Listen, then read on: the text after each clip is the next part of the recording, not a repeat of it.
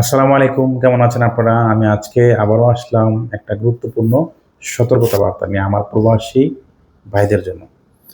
যারা প্রবাস যেতে ইচ্ছুক, বিশেষ করে যারা ইউরোপ যেতে চান, ফার্স্ট ওয়ার্ল্ড কান্ট্রিতে যেতে চান, তাদের জন্য এই ভিডিওটি খুবই গুরুত্বপূর্ণ।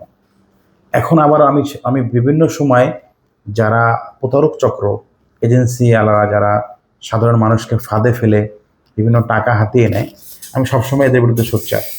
তো এখন কথা বলবো, রিসেন্ট আজকে আমার কাছে আমার এক রিলেটিভ আসছে, উনি দুবাইতে থাকে। বাংলাদেশে আসার পরে আমার কাছে আসছে, উনি দীর্ঘদিন ধরে বিভিন্ন ফেসবুকে বিজ্ঞাপন দেখে।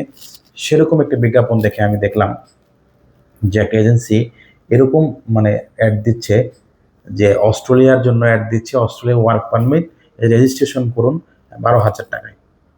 তো দেখলাম এই চক্রটা এরকম যে আপনাকে প্রথমে রেজিস্ট্রেশন করাবে, অ্যাপ্লিকেশন রেজিস্ট্রেশন করাচ্ছে 12,000 টাকা দিয়ে।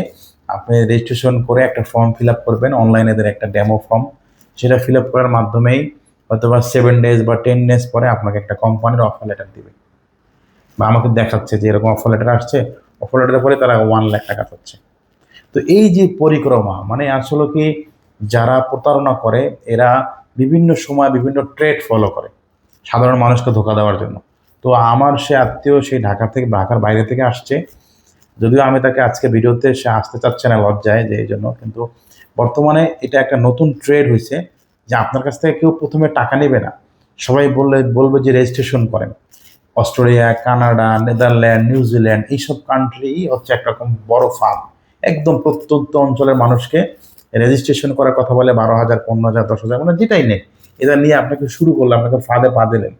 অনেক ভালো কাউন্সিলিং করে, খুবই সুন্দর মিষ্টি কথা বলে আপনার পুরো ব্রেন ওয়াশ করে দিবে।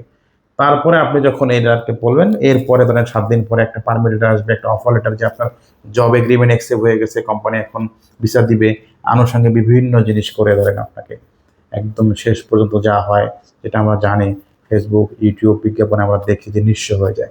তো আমি আবারও বলবো আমার প্রবাসী ভাইদেরকে, যারা ইউরোপে যেতে ইচ্ছুক বা অন্যান্য যেতে ইচ্ছুক, এইসব ফাঁদ থেকে দূরে থাকবেন।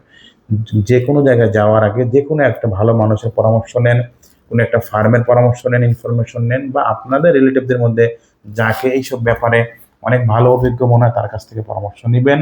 দিন শেষে শুভকামনা থাকলো। এবং আপনাদের যে কোনো ইনফরমেশনের জন্য, যে কোনো